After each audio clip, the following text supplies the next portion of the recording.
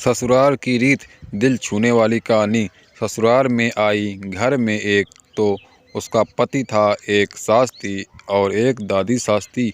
वहाँ आकर उस लड़की ने देखा कि बूढ़ी दादी सास का बड़ा अपमान तिरस्कार हो रहा है। छोटी सास उसको ठोकर मार देती, गाली दे देती। यह देखकर उस लड़की को बड़ा बुरा लगा और दया भी आई। उसने विचार किया कि अगर मैं सास के कहूँ कि आप अपनी सास का तिरस्कार मत किया करो, तो वह कहेगी कि कल की छोकरी आकर मेरे को उपदेश देती है, गुरु बनती है। अतः उसने अपनी सास से कुछ नहीं कहा। उसने एक उपाय सोचा। वह रोज काम धंधा करके दादी सास के पास जाकर बैठ जाती और उनके पैर दबाती। जब वह वहाँ ज़्यादा बैठने लगी तो यह सास को सुहाया नहीं। एक दिन सास ने उससे पूछा कि बहू, वहाँ क्यों जा बैठी? लड़की ने कहा कि बोलो, काम बताओ। सास बोली कि काम क्या बताएं, तू वहाँ क्यों जा बैठी? लड़की बोली कि मेरे पिताजी ने कहा था कि जवान लड़कों के साथ तो लड़कियों के साथ भी कभी मत बैठना। जो घर में बड़े बूढ़े हों उनके पास बैठना, उनसे शिक्षा लेना। हमारे घर में सबसे बड़ी यही हैं और किसके पास बैठूं? मेरे पिताजी ने कहा था कि वहाँ हमारे घर की रिवाज नहीं चलेगी, वहाँ तो तेरे ससुराल की रिवाज चलेगी। मेरे को यहाँ की रिवाज सीखनी है, इसलिए मैं उनसे पूछती हूँ कि मेरी सास आपकी सेवा कैसी करती है। सास ने पूछा कि बुढ़िया ने क्या कहा? वह बोली कि दादी जी कहती हैं कि ये मेरे को ठोकर नहीं मारे, गाली नहीं दे तो मैं सेवा ही मान लूँ। सास बोली कि क्या तू भी ऐसा ही करेगी? वह बोली कि मैं ऐसा नहीं कहती हूँ, मेरे पिताजी ने कहा कि बड़ों से ससुराल की रीत सीख लेना। सास डरने लगी कि मैं अपनी सास के साथ जो बर्ताव करूंगी वही बर्ताव मेरे साथ होने लग जाएगा। एक जगह कोने में ठिकरी इकट्ठी पड़ी थी। सास ने पूछा, बहू, ये ठिकरी क्यों क्यों इकट्ठी की हैं? प्रीति ने कहा, आप दादाजी को ठिकरी में भोजन दिया करती हो, इसलिए मैंने पहले से जमा कर ली। तू मेरे को ठिकरी में भोजन कराएगी क्या?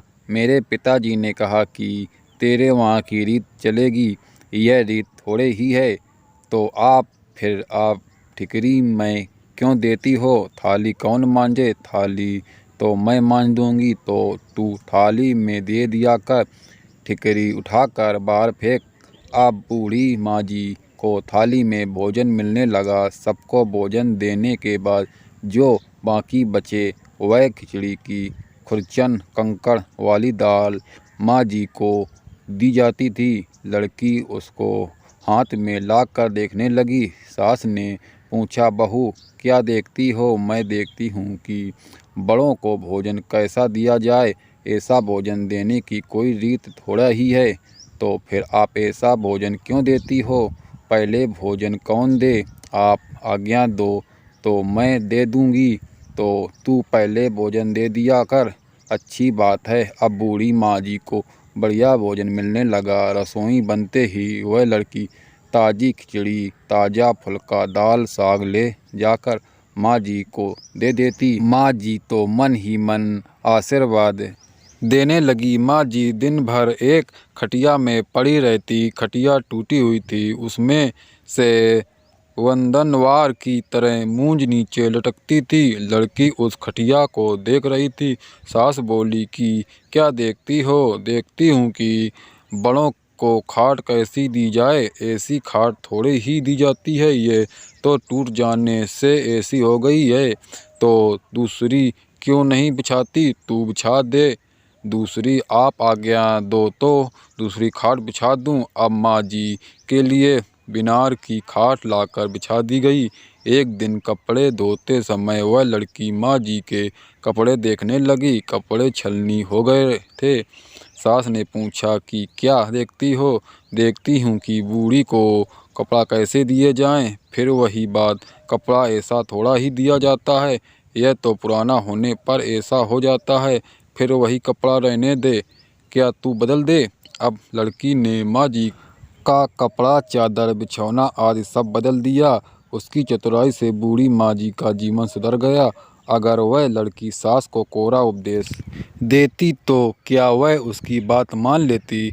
बातों का असर नहीं पड़ता, आचरण का असर पड़ता है।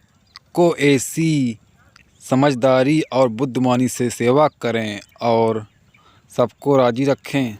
दोस्तों, आज की कहानी कैसी लगी कमेंट करके हमें बताएं। वीडियो अच्छा लगा तो वीडियो को लाइक करें, चैनल परिवार तो चैनल सब्सक्राइब करें। मिलते हैं किसी नेक्स्ट वीडियो में, तब तक के लिए बाय बाय।